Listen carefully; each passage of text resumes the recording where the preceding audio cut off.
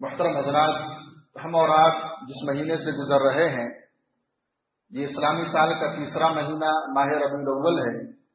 یہ وہ مہینہ ہے جس مہینے میں نبی کریم جناب محمد الرسول اللہ صلی اللہ علیہ وسلم کی ولادت باسعادت ہوئی، اور اسی مہینے میں نبی کریم جناب محمد الرسول اللہ صلی اللہ علیہ وسلم کی وفات ہوئی۔ ولادت کے سلسلے میں تو مورخین کرام کا اختلاف ہے کہ آپ صلی اللہ علیہ وسلم کی ولادت کب ہوئی، لیکن اکثر مورخین اور سیرت نگار اس بات پر متفق ہیں کہ نبی کریم صلی اللہ علیہ وسلم کی ولادت باسعادت 9 ربیع الاول کی ہوئی۔ لیکن وفات کا جہاں تک سوال ہے، وفات کے سلسلے میں کسی کا اختلاف نہیں، تمام مورخین، تمام سیرت نگار اس بات پر متفق ہیں کہ آپ صلی اللہ علیہ وسلم کی وفات اس مہینے کی 12 تاریخ یعنی 12 ربیع الاول کو ہوئی۔ میں نے آپ حضرات کے سامنے خطبہ مسنونہ کے بعد قرآن مجید کی ایک مکمل سورت تلاوت کی۔ یہ سورت اپنے اندر بہت سارے پیغامات رکھتی ہے۔ یہ سورت جہاں پر ہمیں غلبہ دین کی بشارت دیتی ہے، وہیں پر یہ سورت نبی کریم جناب محمد الرسول اللہ صلی اللہ علیہ وسلم کے وفات کی بھی خبر دیتی ہے۔ اللہ رب العالمین نے ارشاد فرمایا، اذا جاء نصر اللہ، جب اللہ رب العالمین کی مدد آ جائے، والفتح، اور مکہ فتح ہو گیا، ورأیت الناس، اور آپ نے دیکھا لوگوں کو مذہب اسلام میں فوج در فوج داخل ہوتے ہیں۔ یعنی جب اللہ تعالیٰ کی مدد اور فتح آئے اور آپ دیکھیں لوگوں کو اسلام میں فوج در فوج داخل ہوتے ہوئے، تو شکرانے کے طور پر اللہ رب العالمین کی شکر گزاری کرتے ہوئے فسبح، آپ اللہ رب العالمین کی تسبیح بیان کریں، فسبح بحمد ربک، اللہ تعالیٰ کی تسبیح بیان کریں، اس کی تعریف بیان کریں، اور اللہ تعالیٰ سے مغفرت طلب کریں، واستغفرہ، اللہ تعالیٰ سے بخشش طلب کریں، استغفار کریں، انہ کان توابا، کیونکہ اللہ رب العالمین توبہ قبول کرنے والا ہے۔ تو یہ آیت کریمہ، اگر آپ اس آیت کریمہ کے نزول کا پس منظر دیکھیں گے تو آپ کو معلوم ہوگا یہ آیت کریمہ سب سے اخیر میں نازل ہوئی۔ قرآن مجید میں کل 114 سورتیں ہیں، ترتیب نزول کے اعتبار سے سب سے اخیر میں اگر مکمل سورت کوئی نازل ہوئی یہی سورت النصر ہے، اور یہ سورت اپنے اندر غلبہ دین کی بشارت رکھتی ہے کہ اللہ رب العالمین کی مدد آ گئی، مکہ فتح ہو گیا۔ اے نبی، اب آپ اللہ رب العالمین کی تسبیح، اس کی تحمید بیان کریں اور اس سے استغفار طلب کریں۔ اور دوسری طرف یہ آیت کریمہ نبی کریم صلی اللہ علیہ وسلم کے موت کی بھی خبر دیتی ہے۔ یہ آیت کریمہ اپنے اندر آپ صلی اللہ علیہ وسلم کے سفر آخرت کی بھی پیشین گوئی رکھتی ہے۔ گویا اللہ رب العالمین نے اس آیت کریمہ کے ذریعے سے یہ میسج اور پیغام دیا، اے نبی، دین غالب آ گیا، دین غالب آ گیا، آپ کو جس مقصد کے تئیں بھیجا گیا تھا، جس لیے آپ کو اس دنیا میں بھیجا گیا تھا، وہ مقصد پورا ہو گیا، وہ مقصد پورا ہو گیا۔ اب آپ ایک سوئی کے ساتھ اللہ رب العالمین کی تسبیح بیان کریں، اس کی تعریف کریں، واستغفرہ، اللہ تعالیٰ سے استغفار کریں، اللہ رب العالمین سے معافی مانگے، اللہ تعالیٰ سے بخشش طلب کرے، بے شک اللہ تعالیٰ توبہ قبول کرنے والا ہے۔ اس صورت کے ذریعے سے امت مسلمہ کو، تمام صحابہ کرام کو اللہ رب العالمین نے نبی کریم صلی اللہ علیہ وسلم کی وفات کی بھی خبر دی۔ آپ دیکھیے سن 10 ہجری تک تقریباً دین مکمل ہو چکا تھا، دین مکمل ہو چکا تھا، لیکن ایک فریضہ، ایک عظیم حکم باقی تھا جس پر نبی کریم صلی اللہ علیہ وسلم نے ابھی عمل نہیں کیا۔ وہ حکم تھا فریضہ حج بیت اللہ کا۔ سن 10 ہجری میں اللہ کے نبی صلی اللہ علیہ وسلم نے جب آخری حج کیا، نبی کریم صلی اللہ علیہ وسلم کی زندگی کا پہلا اور آخری حج، جسے حجۃ الوداع کہا جاتا ہے، آپ نے جب سن 10 ہجری میں یہ حج مکمل کیا، اسی وقت میدان عرفہ میں وہ آیت کریمہ نازل ہوئی، جس آیت کریمہ میں اللہ رب العالمین نے تکمیل دین کا اعلان کیا، جس آیت کریمہ کے ذریعے سے اللہ رب العالمین نے دین کے مکمل ہونے کی بشارت سنائی. اللہ رب العالمین نے میدان عرفہ میں نبی کریم صلی اللہ علیہ وسلم پر آیت نازل کی الیوم اکملت لکم دینکم واتممت علیکم نعمتی ورضیت لکم الاسلام دینا. اس آیت کریمہ کو نازل فرما کر اللہ رب العالمین نے دین کے مکمل ہونے کا اعلان کر دیا. اب دین میں نہ تو کچھ اضافہ کیا جا سکتا ہے نہ دین میں کچھ کمی کی جا سکتی ہے. اللہ رب العالمین نے اس آیت کریمہ کے ذریعے سے اعلان کر دیا، پیشین گوئی دی، خوشخبری دی، بشارت سنائی کہ آج کے دن میں نے تمہارے لیے تمہارے دین کو مکمل کر دیا.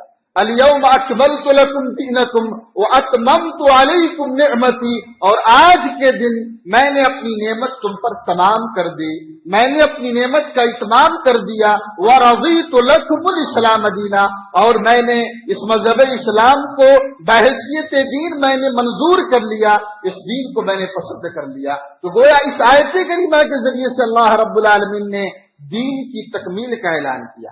گویا نبی کریم صلی اللہ علیہ وسلم کو اللہ تعالیٰ نے اس دنیا میں جس مقصد کے تئیں بھیجا تھا وہ مقصد پورا ہو گیا. اور آپ دیکھیے جب دین مکمل ہو گیا، اللہ کے نبی صلی اللہ علیہ وسلم کی بعثت کا مقصد پورا ہوا، اور جب یہ آیت کریمہ نازل ہوئی تو اللہ کے نبی صلی اللہ علیہ وسلم نے بھی اپنی گفتگو، اپنے اخلاق، اپنے کردار، اپنے رہن سہن، اپنی چال ڈھال، اپنے اعمال کے ذریعے سے نبی کریم صلی اللہ علیہ وسلم نے گویا یہ ظاہر کر دیا جب اس دنیا میں میرا قیام بہت ہو رہا ہے.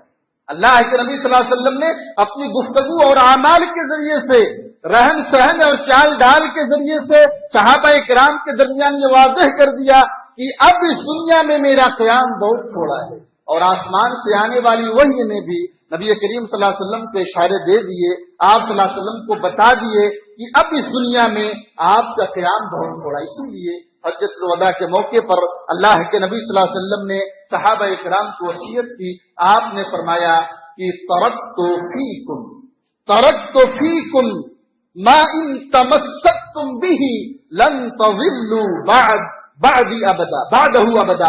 اللہ کے نبی صلی اللہ علیہ وسلم وصیت کی صحابہ کرام کے درمیان آپ نے یہ پیغام دیا، یہ وصیت کی ترکت فیکم، میں تمہارے درمیان دو چیزیں چھوڑے جا رہا ہوں، اگر تم ان دو چیزوں کو مضبوطی کے ان تمسکتم بھی، اگر تم نے ان دو چیزوں کو مضبوطی سے تھامے رکھا، پکڑے رکھا، لن تضلوا بعدہ ابدا، اس کے بعد تم کبھی گمراہ نہیں ہو. دو چیز کون تھی؟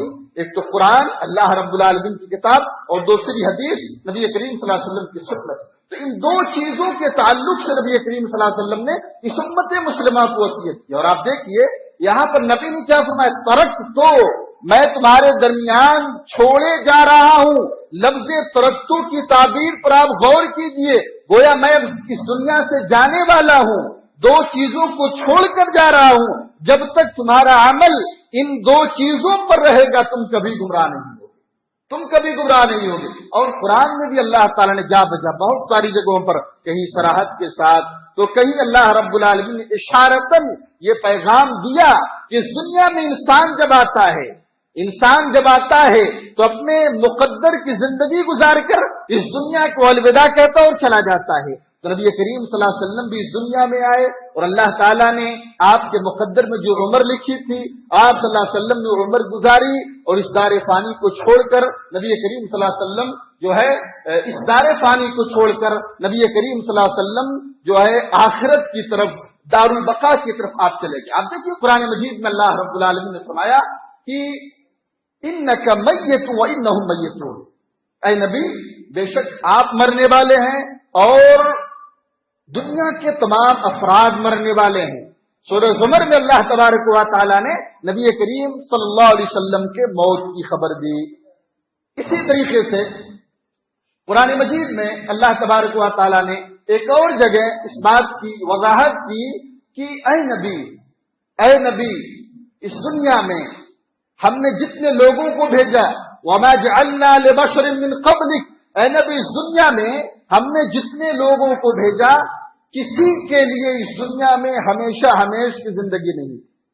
ہمیشہ ہمیش کی زندگی اس دنیا میں کسی کے لیے نہیں تھی، بلکہ جو بھی اس دنیا میں آیا اس دنیا کو چھوڑ کر وہ چلا گیا. تو اللہ تعالیٰ نے جو موت کی حقیقت بیان کی، اس موت وہ موت ہر شخص کو آنی ہے.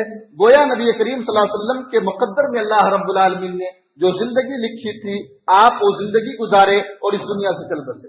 اور آپ دیکھیے مکہ سے جب آپ صلی اللہ علیہ وسلم مدینہ لوٹے تو مدینہ جانے کے بعد بھی نبی کریم صلی اللہ علیہ وسلم اپنی گفتگو اور اپنے اعمال کے ذریعے سے یہ خبر دی کہ اب اس دنیا میں میرا قیام بہت تھوڑا ہے. آپ دیکھیے مدینہ میں اللہ کے نبی جناب محمد الرسول اللہ صلی اللہ علیہ وسلم جب مدینہ میں پہنچے تو مدینہ پہنچنے کے بعد نبی کریم صلی اللہ علیہ وسلم گھر میں موجود تھے. امہات المومنین کی ایک مجلس تھی, حضرت فاطمہ رضی اللہ تعالیٰ عنہ اس مجلس میں موجود تھی. اللہ کے نبی صلی اللہ علیہ وسلم نے حضرت فاطمہ رضی اللہ عنہ کو قریب کیا, آپ نے ان کے کان میں کچھ سرگوشی کی رونے لگی, پھر دوبارہ قریب کیا, پھر کچھ کان میں کہا, وہ ہنسنے لگی.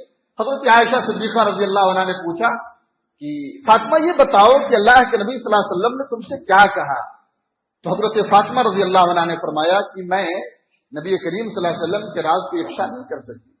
جب آپ صلی اللہ علیہ وسلم کی وفات ہوئی تو حضرت عائشہ نے پوچھا تو حضرت فاطمہ نے بتایا ہاں اب بتاؤں گی. حضرت فاطمہ رضی اللہ عنہ نے کہا کہ اللہ کے نبی نے میرے والد محترم نے جب مجھے قریب کیا پہلی مرتبہ تو کہا میں بہت جلد اس دنیا کو چھوڑ کر جانے والا ہوں. جب میں نے نبی کے موت کی خبر سنی, اپنے باپ کے موت کی خبر سنی تو میں رونے لگی, اور دوبارہ نبی نے مجھ سے جو سرگوشی کی, کہا کہ میرے اہل بیت میں سے, میرے گھر والوں میں سے سب سے پہلے تم مجھ سے ملاقات کرو گے. اور آپ تاریخ پڑھیں, حضرت فاطمہ رضی اللہ عنہ کی سیرت پڑھیں تو آپ کو معلوم ہوگا کہ نبی کریم صلی اللہ علیہ وسلم کی وفات کے 6 مہینے بعد نبی کریم صلی اللہ علیہ وسلم کی آخری بیٹی حضرت فاطمہ رضی اللہ تعالی عنہ کی وفات ہوئی. تو یہ بھی نبی کریم صلی اللہ علیہ وسلم نے اشارہ دے دیا. اسی طریقے سے ایک مرتبہ ایک بڑھیا عورت نبی کریم صلی اللہ علیہ وسلم کے پاس آئی میراث کا مسئلہ پوچھنے کے لیے. اللہ کے نبی صلی اللہ علیہ وسلم سے بتایا اور آپ نے فرمایا کہ جب تم آئندہ آؤ اور مجھے نہ پاؤ تو حضرت ابوبکر صدیق رضی اللہ عنہ کے پاس جانا. یہاں پر بھی نبی کریم صلی اللہ علیہ وسلم نے اشارہ دے دیا. اسی طریقے سے مدینہ لوٹنے کا جب آپ صلی اللہ علیہ وسلم حجۃ الوداع سے حج کرنے کے بعد مدینہ لوٹے تو آپ صلی اللہ علیہ وسلم نے شہدائے احد کا رخ کیا. شہدائے احد یہ احد پہاڑی مدینہ سے تقریباً 10 کلومیٹر کی دوری پر واقع ہے, جہاں پر غزوہ احد کی لڑائی ہوئی اور وہیں پر تمام 70 کے 70 شہداء کو جو شہید ہوئے وہیں پر دفن کر دیا گیا. تقریباً 8 سال کے بعد اللہ کے نبی صلی اللہ علیہ وسلم شہداء احد کی قبر کے پاس گئے, آپ نے ان کے لیے دعائیں کی. گویا آپ یہ پیغام, یہ درس دینا چاہ رہے ہیں کہ اس دنیا میں رہتے ہوئے تمہارے لیے میری آخری دعا ہے, تمہارے لیے میری آخری دعا ہے. میں بہت جلد اسی دنیا میں آنے والا ہوں جس دنیا میں کہ تم ہو, جس عالم میں تم ہو اسی عالم میں میں بہت جلد آنے والا ہوں. اسی طریقے سے سفر کی 29 تاریخ تھی, جہاں سے نبی کریم صلی اللہ علیہ وسلم کے مرض کا آغاز ہوا. اللہ کے نبی صلی اللہ علیہ وسلم بقی گئے ہوئے تھے ایک انصاری کے جنازے میں. اس انصاری کے جنازے سے فارغ ہو کر آپ صلی اللہ علیہ وسلم جب گھر تشریف لائے تو وہ کہ عائشہ رضی اللہ تعالی عنہ نے اپنے درد سر کا اظہار کیا, اللہ کے نبی میرے سر میں بڑی تکلیف ہے, شدید درد ہے. تو اللہ کے نبی نے فرمایا نہیں بلکہ اے عائشہ میرے سر میں بھی شدید درد ہو رہا ہے, شدت کے ساتھ میرا سر پھٹا جا رہا ہے, بڑی شدید تکلیف ہے میرے سر میں. اس کے بعد اللہ کے نبی صلی اللہ علیہ وسلم نے اپنے جو ہے درد سر کا اظہار کیا اور اسی بیماری سے, اسی مرض سے نبی کریم صلی اللہ علیہ وسلم کے مرض الموت کا آغاز ہوا. جب بیماری کا آغاز ہوا تو آپ صلی اللہ علیہ وسلم شفا یاب نہ ہو سکے. حضرت عائشہ رضی اللہ عنہ کا بیان ہے تو آپ صلی اللہ علیہ وسلم کے سر میں اتنا شدید درد تھا اور اتنا شدید بخار تھا کہ ہم پانی میں بھگو کر پٹیاں جب آپ کے ماتھے پر, آپ کی پیشانی پر رکھتے تو بخار کی وجہ سے, شدت حرارت کی وجہ سے وہ پٹیاں بھی جو ہے سوکھ جاتی, اتنا شدید بخار تھا. اور اس کے بعد جب نبی کریم صلی اللہ علیہ وسلم کی بیماری کا آغاز ہوا اس موقع پر بیماری سے پہلے آپ کی وفات, جیسا کہ آپ کو معلوم ہے کہ پیر کے دن 12 ربیع الاول پیر کے دن آپ صلی اللہ علیہ وسلم کی وفات ہوئی. اس پیر سے پہلے تقریباً 5 دن, وفات سے 5 دن قبل نبی کریم جناب محمد الرسول اللہ صلی اللہ علیہ وسلم بے ہوش ہو گئے. جب آپ صلی اللہ علیہ وسلم کو ہوش آیا, بدھ کا دن تھا, آپ صلی اللہ علیہ وسلم بے ہوش ہوئے. جب آپ کو ہوش آیا تو آپ صلی اللہ علیہ وسلم نے اپنی ازواج مطہرات سے امہات المومنین سے کہا کہ مجھے تقریباً 7 مختلف کنویں کے پانی سے غسل دو. حضرت عائشہ رضی اللہ عنہ کا بیان ہے کہ حضرت حفصہ کے پاس ایک بڑا سا ٹپ تھا، ایک بڑا سا ٹپ لگن تھی. ہم نے اس میں نبی کریم صلی اللہ علیہ وسلم کو بیٹھایا اور 7 مختلف کنویں کا پانی نبی کریم صلی اللہ علیہ وسلم کے جو ہے سر پر ڈالا گیا. 7 مختلف کنویں کے پانی کے ذریعے سے آپ کو غسل دیا گیا.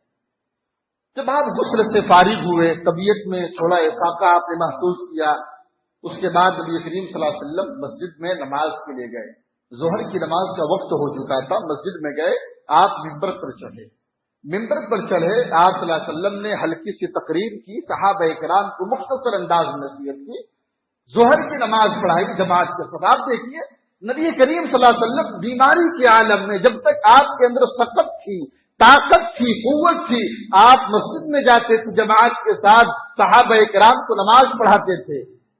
اس دن ظہر کی نماز آپ نے پڑھائی. ظہر کی نماز پڑھانے کے بعد بھی نبی کریم صلی اللہ علیہ وسلم ممبر پر گئے اور آپ نے مختصر ہلکی سی نصیحت، ہلکی سی تقریر کی. اور دوران تقریر آپ صلی اللہ علیہ وسلم نے صحابہ سے مخاطب ہو کر فرمایا کہ اللہ رب العالمین نے ایک بندے کو، اللہ نے اپنے بندوں میں سے ایک بندے کو اختیار دیا ہے کہ وہ دنیا میں رہنا چاہتا ہے یا آخرت کی نعمتوں کو چاہتا ہے. تو اللہ کے نبی صلی اللہ علیہ وسلم فرماتے ہیں کہ اس بندے نے اللہ رب العالمین کے پاس جو نعمتیں، اخروی نعمتوں کو اس بندے نے دنیا پر ترجیح دی. جب یہ جملہ حضرت ابو بکر صدیق رضی اللہ تعالیٰ عنہ سنا اور زار و کتار رونے لگے، کیونکہ وہ سمجھ گئے صحابہ کرام میں سب سے ذی علم اور سمجھدار بابصیرت اگر کوئی تھے حضرت ابو بکر صدیق رضی اللہ تعالیٰ عنہ. وہ سمجھ گئے کہ وہ بندہ کوئی اور نہیں بلکہ آپ صلی اللہ علیہ وسلم کی ذات مبارکہ ہے. نبی کریم صلی اللہ علیہ وسلم اپنی ذات مبارکہ کے بارے میں فرما رہے ہیں. چنانچہ نبی کریم صلی اللہ علیہ وسلم صحابہ کرام کو نصیحت کرنے کے بعد حجرے میں جاتے ہیں. اب نبی کریم صلی اللہ علیہ وسلم کی دن بدن جو ہے طبیعت بوجھل ہوتی گئی، بگڑتی گئی، حتیٰ کہ ایک مرتبہ نبی کریم صلی اللہ علیہ وسلم بے ہوش ہو گئے. ہوش آیا، آپ مسجد میں جانا چاہ رہے تھے لیکن اتنی سخت اور طاقت نہیں تھی کہ آپ مسجد میں جا سکیں. چنانچہ اللہ کے نبی صلی اللہ علیہ وسلم نے فرمایا مروا ابا بکر فلیصلی بالناس، ابو بکر کو حکم دو وہ لوگوں کی امامت کرائیں. حضرت عائشہ رضی اللہ عنہ نے انکار کیا، اللہ کے نبی میرے باپ ابو بکر بہت رقیق القلب ہیں، نرم دل کے انسان ہیں، وہ آپ کی جگہ آپ کے مسلح پر کھڑے نہیں ہو پائیں گے. لیکن نبی کا اصرار تھا، بار بار آپ نے یہی کہا مروا ابا بکر فلیصلی بالناس. چنانچہ نبی کریم صلی اللہ علیہ وسلم کی حیات طیبہ میں کل 4 دن تک مسلسل 17 وقت کی نماز حضرت ابو بکر صدیق رضی اللہ تعالیٰ عنہ نے پڑھائی. اسی طریقے سے جمعرات کے دن نبی کریم جناب محمد رسول اللہ صلی اللہ علیہ وسلم نے غسل کیا. آپ نے اپنی طبیعت میں تھوڑا ہلکا پن محسوس کیا. آپ حضرت علی اور حضرت عباس رضی اللہ تعالیٰ عنہما کے سہاری مسجد میں گئے. حضرت ابوبکر صدیق رضی اللہ تعالیٰ عنہ صحابہ کرام کی امامت کر رہے تھے. حضرت ابوبکر نبی کریم صلی اللہ علیہ وسلم کی آمد کو محسوس کر کے پیچھے ہٹنا چاہ رہے تھے، لیکن نبی نے اشارتاً حکم دیا کہ اپنی جگہ کھڑے رہو. اللہ کے نبی صلی اللہ علیہ وسلم حضرت ابوبکر رضی اللہ عنہ کے پاس گئے اور بائیں جانب بیٹھ گئے. گویا حضرت ابوبکر صدیق رضی اللہ تعالیٰ عنہ نبی کریم صلی اللہ علیہ وسلم کی امامت کی اقتدا کر رہے تھے اور تمام صحابہ حضرت ابوبکر صدیق رضی اللہ تعالیٰ عنہ کی امامت کی اقتدا کر رہے تھے. اس میں ایک میسج، ایک پیغام یہ بھی مضمر ہے کہ نبی کے بعد اگر مسلمانوں کا کوئی خلیفہ بنے گا تو حضرت ابوبکر صدیق رضی اللہ تعالیٰ عنہ، کیونکہ نبی نے اپنی حیات طیبہ میں ہوتے ہوئے اپنے مسلح امامت پر کسی اور کو نہیں بلکہ حضرت ابوبکر صدیق رضی اللہ تعالیٰ عنہ کو آگے کیا تھا. زندگی کے آخری لمحات میں اللہ کے نبی صلی اللہ علیہ وسلم نے بہت ساری نصیحتیں کی. ان نصیحتوں میں سے ایک بہت اہم نصیحت یہ تھی، اللہ کے نبی صلی اللہ علیہ وسلم نے ہاتھ اٹھا کر اللہ تعالیٰ سے دعا کی لعن اللہ الیہود والنصارى اتخذوا قبور انبیائہم مساجد. اللہ کے نبی صلی اللہ علیہ وسلم نے دعا کی کہ اللہ رب العالمین کی لعنت ہو یہودیوں پر، نصرانیوں پر، ان لوگوں نے اپنے انبیاء کی قبروں کو سجدہ گاہ بنا لیا، ان لوگوں نے اپنے نبیوں کی قبروں کو سجدہ گاہ بنا لیا. گویا نبی کریم صلی اللہ علیہ وسلم اس حدیث کے ذریعے سے یہ پیغام دینا چاہتے ہیں جس طریقے سے یہودیوں اور نصرانیوں نے اپنے نبیوں کی قبروں کو سجدہ گاہ بنا کر ہلاک اور برباد ہو گئے، تم اس عمل کو نہ اپنانا. اور آج دیکھیے کتنے نام نہاد مسلمان ایسے ہیں نبی کریم صلی اللہ علیہ وسلم کی اس فرمان کی دھجیاں اڑا رہے ہیں. اللہ کے نبی صلی اللہ علیہ وسلم نے قبر پرستی سے منع کیا بلکہ لعنت بھیجی ہے. لیکن آج مسلمانوں کی اکثریت اسی دلدل میں پھنسی ہوئی ہے. اور اللہ کے نبی صلی اللہ علیہ وسلم نے ایک اور دعا کی اللہم لا تجعل قبری وصن یعبد، اے اللہ تعالیٰ میری قبروں کو بت خانہ نہ بنانا.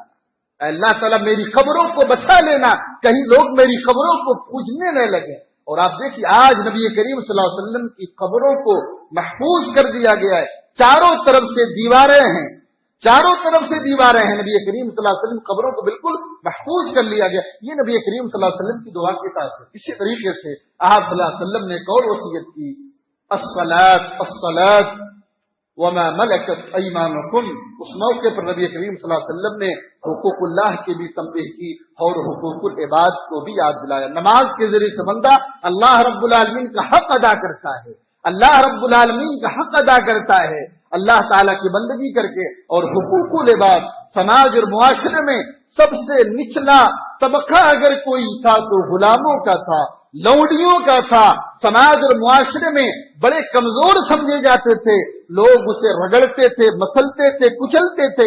ایسے طبقات کے بارے میں اپنے آخری وقت میں نبی نے وصیت کی، اپنے غلاموں کے ساتھ، اپنے نوکروں کے ساتھ، اپنی لوڈیوں کے ساتھ اچھا سلوک کرنا. یہ وصیت نبی کریم صلی اللہ علیہ وسلم نے اپنی زندگی کے آخری لمحات میں کی. نماز پڑھنے کی تاکید کی. اسی طریقے سے اپنے ماتحتوں کا خیال رکھنے کا بھی نبی نے حکم دیا. اسی طریقے سے حضرت عائشہ رضی اللہ تعالیٰ عنہ کا بیان ہے کہ جیسے جیسے ایام گزرتے گئے نبی کریم صلی اللہ علیہ وسلم کی بیماری میں اضافہ ہوتا گیا، بلکہ حضرت عائشہ رضی اللہ تعالیٰ عنہ کا بیان کی زندگی کے آخری ایام اور لمحات میں اللہ کے نبی صلی اللہ علیہ وسلم تھے.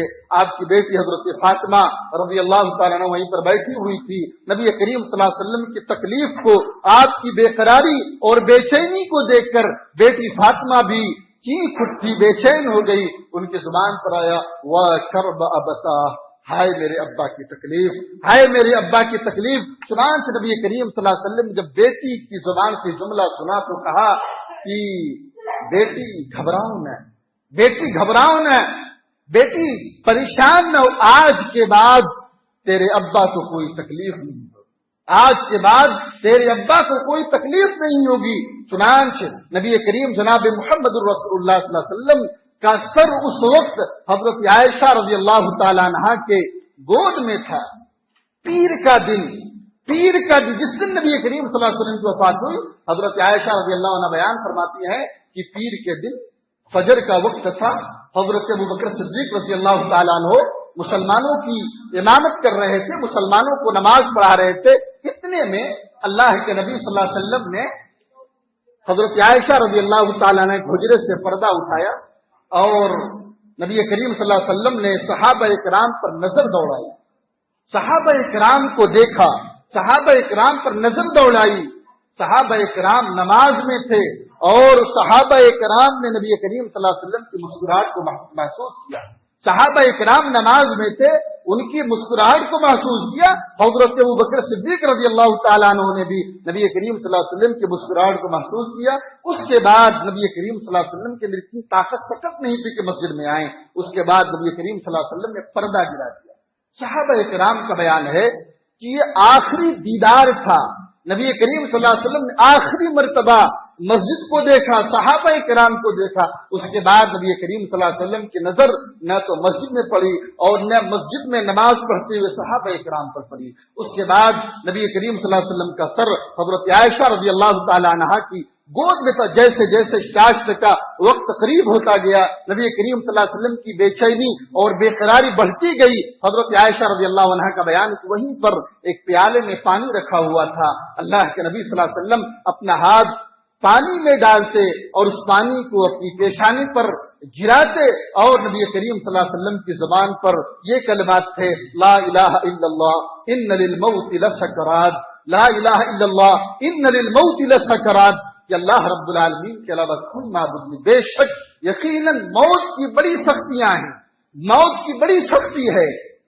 حضرت عائشہ رضی اللہ عنہ کا بیان ہے کہ جب میں کسی کو موت کے سکرات میں دیکھتی ناپسند نہ کرتی، لیکن جب میں نے موت کے وقت نبی کریم صلی اللہ علیہ وسلم کے سکرات کے عالم کو دیکھا، سکرات کی کیفیت کو دیکھی تو میں پسند کرنے لگی، اور اسی لیے نبی نے دعا سکھلائی کہ دعا کرو اللہم اعنی علی سکرات الموت، اللہم اعنی علی سکرات الموت وغمرات الموت، یا اللہ تعالیٰ موت کی سختیوں پر تو میری مدد فرما۔ تو اللہ کے نبی صلی اللہ علیہ وسلم بار بار یہی جملہ کر رہے تھے، اور اس کے بعد نبی کریم صلی اللہ علیہ وسلم نے اپنی نگاہیں چھت کی طرف اٹھائی، آسمان کی طرف کی، اور آپ کا ہونٹ ہل رہا تھا۔ حضرت عائشہ رضی اللہ عنہ کا بیان ہے کہ میں نے اپنا کان لگایا تو نبی کریم صلی اللہ علیہ وسلم کی زبان پر قرآن کی آیت تھی مع الذین انعم اللہ علیہم من النبیین والصدیقین والشہداء والصالحین، یہ آیت کریمہ نبی کریم صلی اللہ علیہ وسلم پڑھ رہے تھے، اے اللہ تعالیٰ مجھے ان لوگوں کے ساتھ ملا دے